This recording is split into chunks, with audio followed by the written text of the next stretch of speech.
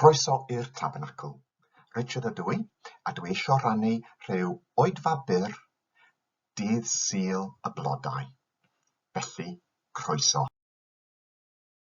Dwi'n dal yn cael ein dosbarthiadau Cymraeg, ac bythefnos yn ôl roedd yna rhyw cwestiwn.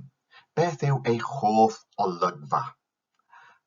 A yn syth roedd i'n meddwl am yr olygfa yma. Dwi i fyny ar y bwlch y clawdd, a da chi'n medru gweld y Rhondda, Cwm Parc, Treorci, da chi'n medru gweld Pen-y-Bont,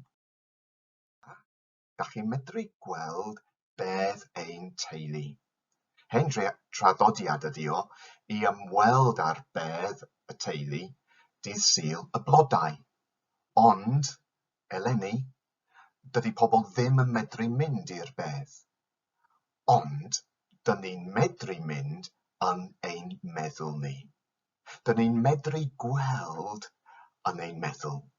Dyn ni'n meddwl heddiw yn ein teulu am Eirgain, gwraig fy nghefndir ym Mhatagonia.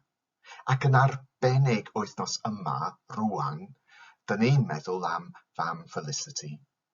Roedd hi'n cael ei eni a chael ei magu yng Nghaerlir. A phan oedd hi'n ifanc, roedd hi'n mynd allan efo David Attenborough. Ychydig, just am ychydig. Her claim to fame. Wythnos yma, roedd yna erthygl yn y papur yn dweud bod David Attenborough yn dweud rhywbeth bwysig yn The Big Issue wythnos yma. He told Big Issue magazine, "In times of crisis, the natural world is a source of both joy and solace. The natural world produces the comfort that can come from nothing else. And we are part of the natural world. If we damage the natural world, we damage ourselves." Ac mae o'n mynd ymlaen i sôn am yr hinsawdd a perygl i'r hinsawdd hefyd. Ond mae ganddo fo syniad da yn tydi. Oherwydd, in times of crisis, the natural world is a source of both joy and solace. Dyn ni ddim yn medru mynd i fyny'r mynyddoedd, ond yn ein meddwl ni, dyn ni medru meddwl amdanyn nhw. Bwysig yn tydi. Dwi'n edrych i fyny i'r mynyddoedd. O ble daw help i mi? Daw help oddi wrth yr arglwydd, yr un wnaeth greu y nefoedd ar ddei. Fydd e ddim yn gadael ei dydroed lithro. Dydy'r un sy'n gofalu amdanat ddim yn cysgu. Wrth gwrs, dydy'r un sy'n gofalu am Israel ddim yn gorffwys na yr arglwydd sy'n gofalu amdanat ti. Mae'r arglwydd wrth dy ochr di yn dy amddiffyn. Fydd yr haul ddim yn dylethu di ganol dydd, na'r lleiad yn effeithio arnat ti yn y nos. Bydd yr arglwydd yn dy amddiffyn rhag pob perygl. Bydd yn dy gadw di'n fe. Bydd yr arglwydd yn dy gadw di'n saff, ble bynnag ei di, o hyn allan ac am byth. Dyna'r peth bwysig i gofio. Edrychwch i fyny at y mynyddoedd ac sylweddoli y mae Duw yn gofalu amdano chi yn arbennig ar hyn. Gawn ni weddio. Dduw cariadlon, creawdwr eithafoedd y ddeiar, ffynhonnell popeth sydd ac a fi ac a fydd. Rhoddwr bywyd, molwn di am ryfeddod ein byd ac am ehangder y byd ysawd, am bopeth a wnaethost ac am y lle a roddais di ni oddi fewn eidd greadigaeth. Rhyfeddwn at harddwch ac amrywiaeth y byd hwn, yr amrywiaeth rhyfeddol o blanhigion, anifeiliaid, coed ac ader, mynyddoedd, dyffrynnoedd, nentydd a chefnforoedd, a chymaint mwy hefyd.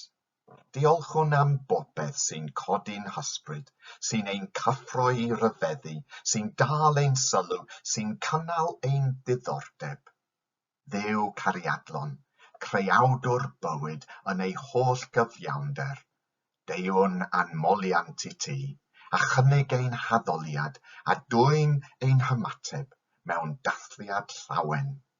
Dduw cariadlon, ymunwn i thaddoli di, yn enw Crist. Amen. Gan ei dwaed gyda'n gilydd, a'n tad, yr hwn oet yn y nefoedd, sancteiddio dy enw, dyled dy dernas, gwneled dy wyllus, megis yn y nef, felly ar y ddeiar hefyd. Dyroen ni heddiw ein bara beunyddiol, a maddau ni ein dyledion, fel y maddeuwn ninnau ein dyledwyr, ac nac arwain ni brofedigaeth, either gwared ni rhag drwg, canis eiddo ti yw'r deyrnas, a'r nerth, a'r gogoniant, yn oes oesoedd. Amen.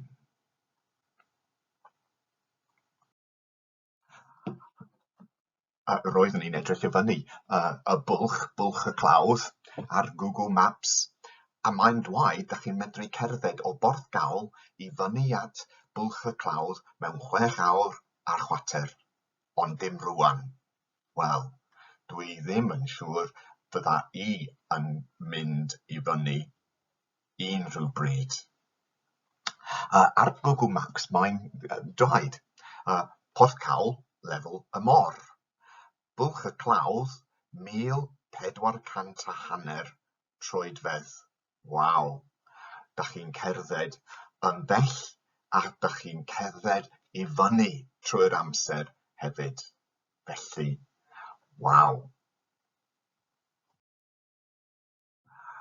Dwi eisiau gwneud rhyw fath o arbrawf, a felly mae gen i wahoddiad. Dod i mewn unwaith eto, ond yn eich meddwl. Dyma ni, wyt ti'n barod? Wel, mae gen i arbrawf dwi eisiau rhannu efo chi y bore yma, a beth da ni'n medru gwneud, wel, tyr di mewn y gegin a ga i weld. Yn ein gegin ni, da chi'n medru gweld, mae gen i ni dresser. A da ni eisiau 2 blat, nid yr hen blat, ond platiau cyffredin. Lawr fan hyn, mae gen i 2 blat cyffredin. Ac yn ein arbrawf heddiw, beth dwi eisiau gwneud yw ddangos ato chi sut mae mynyddoedd yn cael eu creu. A mae platiau yma yn arbennig, oherwydd mae platiau yma yn platiau tectonic. Waw! A mae gen ti platiau tectonic da chi'n medru defnyddio, dwi'n meddwl. Mae rhaid i chi dychmygu bod dyma'r ddaear. A dyma'r croen y ddaear. A dan croen y ddaear, mae gen ti platiau. Platiau tectonic sy'n symud. A maen nhw'n dan croen y ddaear. A pan mae platiau tectonic yn dod gyda'n gilydd, mae rhywbeth yn digwydd. Dach chi'n medru gweld. Mae croen y ddaear yn mynd i fyny. A mae gen ti mynyddoedd. A dyma rhywbeth arbennig. A dyma ni. Ble bynnag yn y byd mae platiau yn dod gyda'n gilydd, dyma'r mynyddoedd. Yr Alps, Himalayas, yr Andes. Dim ond 16 o blatiau sydd yn y byd. Syniad hollol syml. Mae'n diddorol, oherwydd rhwng Galili a'r Dydd Sul a'r Môr Coch, mae gen ti rhyw platiau sy'n dod gyda'n gilydd. Wel, dyma diddorol. Dach chi'n medru gweld Galilei yn y gogledd, Dydd Sul yn y de, a wedyn Môr Coch a sbïo. Dyma'r un plat, yr Arabian Plate. Dyma plat arall, the Eurasian Plate. A dyma plat arall, yr African Plate. Felly, pan oedden ni, a mae Eurasian Plate yn mynd i'r ddwyrain, mae'r Africa Plate yn symud i'r gogledd, a dyna pam da chi'n cael daeargryn ofnadwy yn Nhyrci, yn yr Eidal a lle oedd felly, yn Iran ac Iraq. Ac pan oedden ni yn Galilee, eithon ni o gwmpas efo bws, a roeddwn ni'n mynd o'r African Plate i'r Arabian Plate, i'r African Plate wedyn. A pan oedd Iesu yn mynd o'r gogledd i'r de, roedd o'n mynd o'r mynyddoedd sy'n uchel lawr i'r cwm, maen nhw'n galw fo yn Saesneg, Rift Valley, rhwng Galilee a'r Dead Sea, a Jordan Valley, a mae'n ofnadwy i deithio yno. Felly, roedd o'n dechrau yn Capernaum, fel oeddwn ni'n dweud wythnos diwetha, a roedd ganddo fo gartre yno. A roedd o'n mynd o gwmpas a helpu llawer o bobl. Ac un diwrnod, roedd o'n benderfynu. Dyma Iesu yn cychwyn ar y daith i Jerusalem, gan fod yr amser yn agosau iddo fynd yn ôl i'r nefoedd. A roedd o'n dechrau. A mynd trwy Galilee, a wedyn trwy Samaria, a wedyn ar y ffordd i Jericho, i lawr tuag at y môr y Dead Sea. A ble bynnag, aeth o'i lawr ac ym mhob man yr oedd o'n rhannu cariad Duw. Roedd ganddo fo newyddion dda i rannu. Roedd o'n helpu bobl, roedd o'n iachau bobl, roedd o'n herio bobl, a roedd o'n mynd i lawr i Jerusalem. Ond yr oedd y taith yn berglus. Un diwrnod, yr oedd o'n helpu llawer. Ac yna, daeth rhyw Phariseiaid at Iesu, a dwaed wrtho, rhaid I ti ddianc o ma. Mae Herod Antipas eisiau dy ladd. Atebodd Iesu, ewch I ddwaed wrth y llwynog, byddai'n bwrw cythreiliaid allan ac yn iachau pobl heddiw a fori, a'r diwrnod wedyn byddai wedi cyrraedd lle dwi'n mynd. Mae'n rhaid I mi ddal I fynd am 3 diwrnod arall. Does dim un proffwyd yn marw y tu allan I Jerusalem. A ddoi lawr I Jericho, a roedd yn helpu rhywun sydd ddim yn medru gweld, a wedyn roedd un dyn, Zacchaeus, mor fach oedd o, doedd o ddim yn medru gweld Iesu oherwydd roedd yna llawer o bobl yno, a doedd neb yn hoffi Zacchaeus chwaith, oherwydd roedd o'n gweithio efo Rhufeiniaid, a doedden nhw ddim yn hoffi'r ffaith. Ond roedd o eisiau gweld Iesu. A chymod, mae Iesu yn mynd I gael banad efo fo yn ei dŷ o. A roedd o'n newid, a roedd o'n mor falch I fod ffrindiau mawr efo Iesu. Rwan te, mae Iesu wedi cyrraedd yn Jericho, a mae yna un diwrnod arall I fynd I Jerusalem. Sbiwch. Cofiwch y tectonic plates. Roedd o'n agos iawn i'r Dead Sea, sef 1302 troedfedd dan lefel y môr Mediterranean. A roedd Jericho 850 o droedfedd dan lefel y Mediterranean. A dim ond 19 milltir I Jerusalem. Ond mae Jerusalem 2540 troedfedd uchel. Felly roedd rhaid iddo fo cerdded I fyny 3,365 o droedfedd. Ac yn Jericho heddiw, mae hi 33 degrees centigrade, ac yn Jerusalem 30 centigrade. Waw. Cofiwch. 19 milltir. Yr un bellter, 19 milltir, ond mor uchel, mor anodd, mor dwym, a roedd rhaid iddo fo fynd. Cofiwch y salm? Doedd y salmydd ddim yn meddwl am unrhyw mynyddoedd. Roedd o yn meddwl am un mynydd yn arbennig.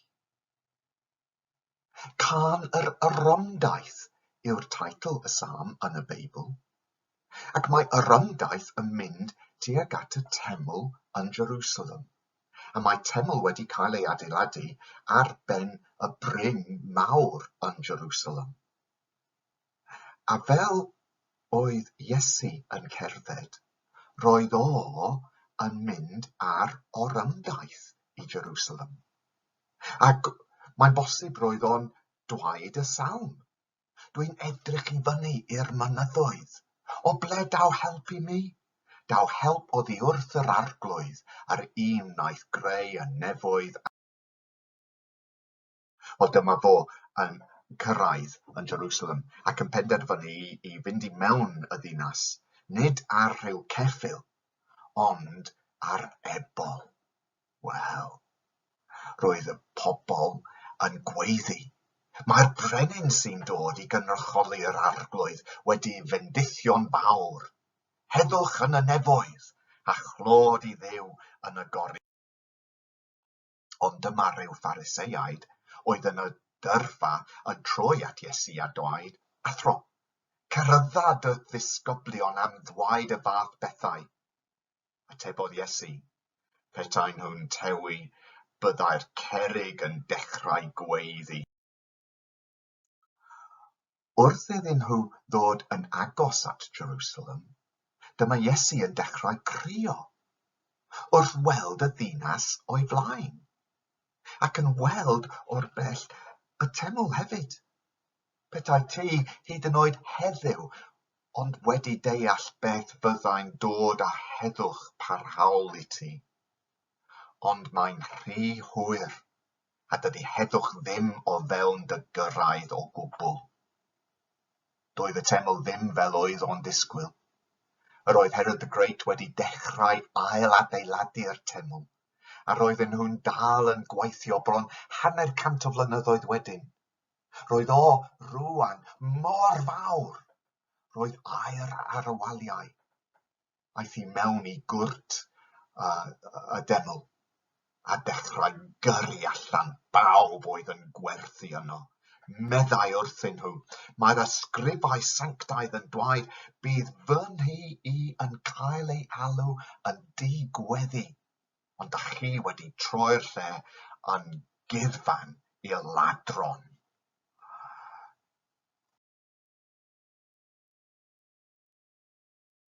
Dyn ni ddim yn medru mynd ar Orymdaith yn wir rwan. Dyn ni ddim yn medru fynd i'r teml. Dyn ni ddim yn medru mynd i'r capel. Ond dyn ni'n rhannu yn ein tai ni. Ac ym mhob tŷ, dyn ni'n medru gweddio, oherwydd dyma'r tŷ gweddi i bob un ohono ni. Felly, gawn ni weddio. Arglwydd Iesu Grist, daeth os di fewn i Jerusalem mewn gwileidd dra tawel, gan gymryd ffurf gwas, hyd yn oed wrth farw ar y groes, yn gwacau dy hun mwyn i ni fod yn llawn. Tyrd o'r newydd i'n byd cythyrblus, gyda'i holl anghenion, ei densiynau, ei broblemau, ei ddrygioni. Yn arbennig tyrd i bawb sydd ddioddau efo Covid-19 trwy'r byd. Bydd efo pawb sy'n gweithio drostom ni yn arbennig. Yn ysbytai, yn y gwasanaethau, pawb sy'n gweithio drostom ni i gyd yn yr NHS. Tyrd i gyfrannu lle mae ymrannu, a rhoi cariad lle mae casineb, gobaith lle mae anobaith, Llawenydd lle mae tristwch, hyder lle mae ofn, nerth lle mae gwendid, iachad lle mae afiechyd, bywyd lle mae'r marwolaeth. Tyrd eto nawr, a sefydlu dy dernas.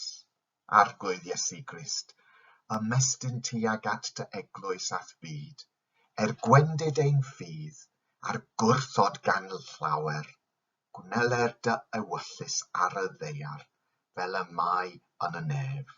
Tyrd eto nawr, a sefydlu dy deyrnas, wrth i ni ofyn hyn yn dy enw. Amen.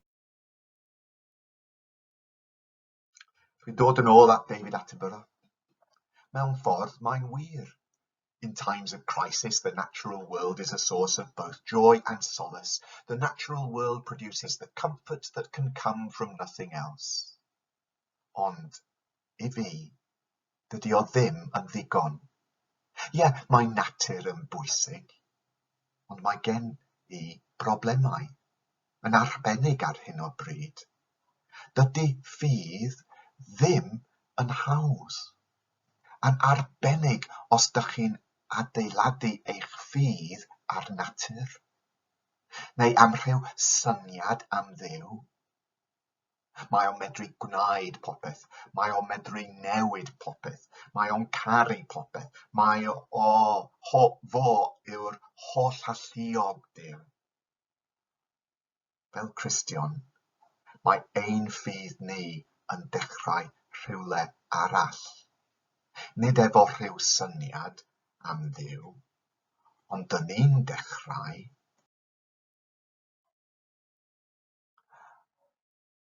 efo Iesu Grist.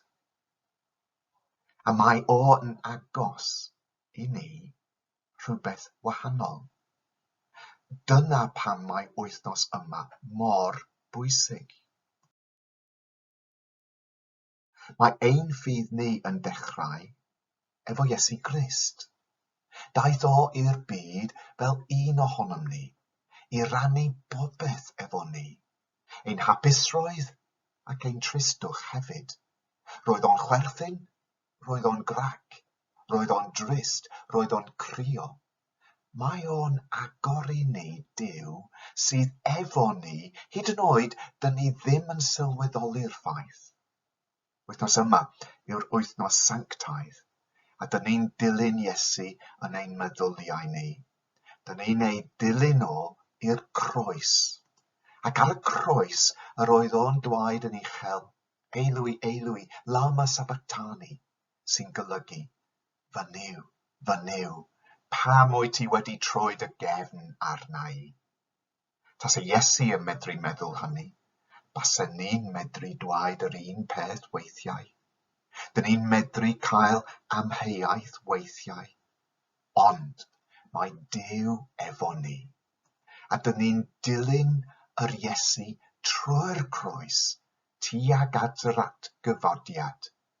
Dydd Sul y Blodau, dyn ni'n cofio y rhai sydd wedi mynd o'n blaen ni, a dyn ni'n cofio ei ffydd nhw hefyd. Felly, dyn ni'n medru dwaed.